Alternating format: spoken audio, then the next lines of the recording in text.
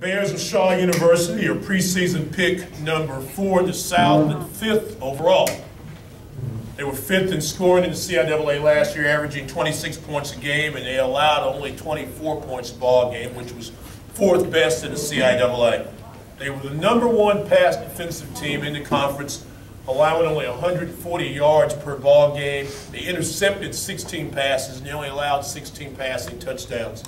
They will open their season on August the 30th versus the University of Charleston, West Virginia. First-year head coach to Shaw University, but certainly not a first-time head coach. I present to you Mr. Robert Massey.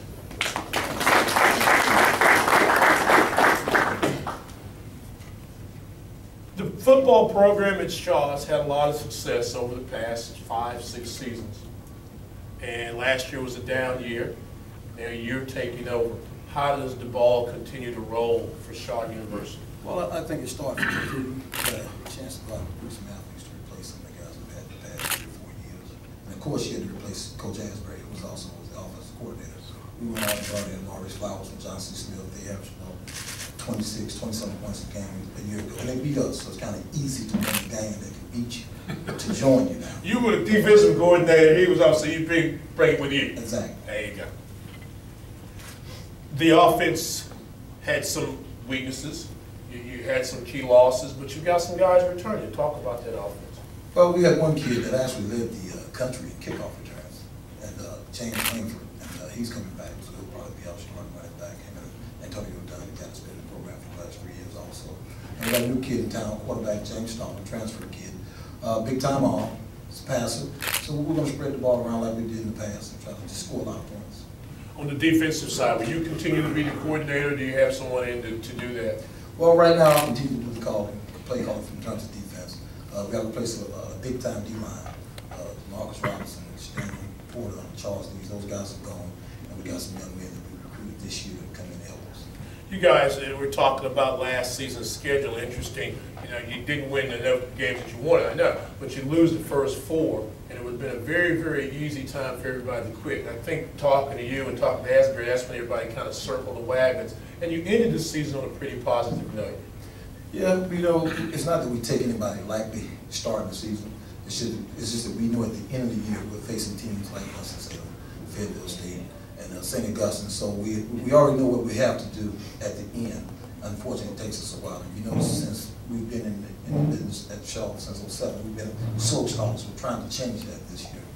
Darnell Evans on the defensive side has continued to get better and better. I remember the game about 3 years ago. I think it was his freshman year. We had 3 interceptions, and he returned all 3 of them for touchdowns.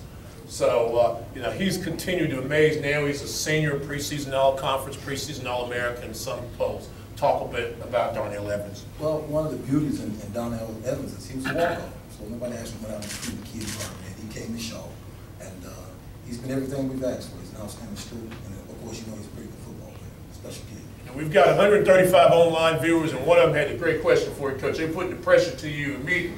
They're asking you, are you going to return Shaw to their winning ways, and do you expect any walk-on talent to come in and help you this year?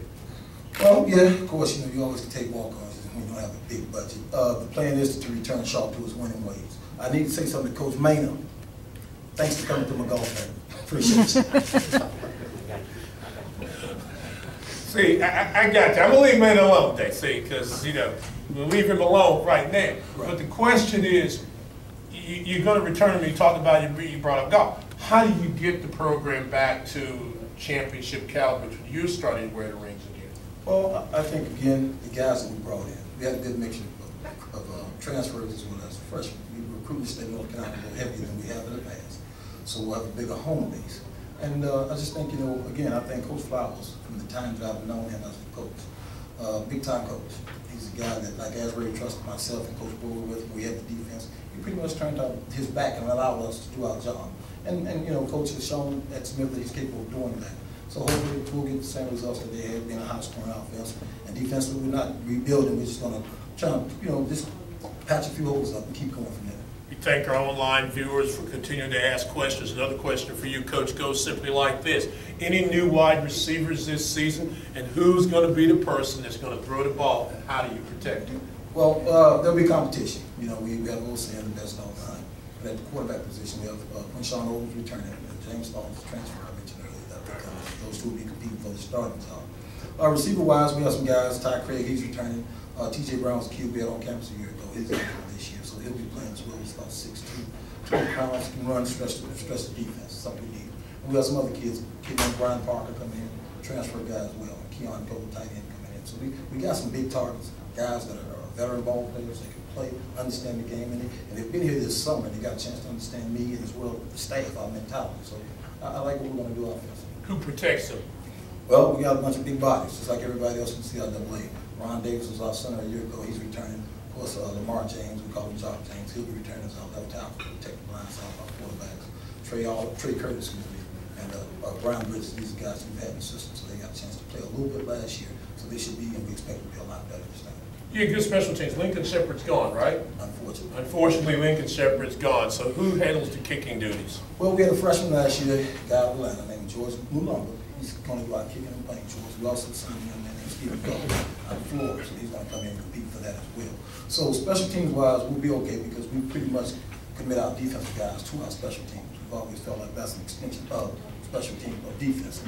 So in terms of the kicking, that would be an issue, but I think George and Stephen will be down that. Two-part question. Once again, your fans want to know. I know the answer to this. I know the answer, but fans ask, so it's my job to ask you. They want to know, who's going to be your toughest opponent this year? You know what's funny about that?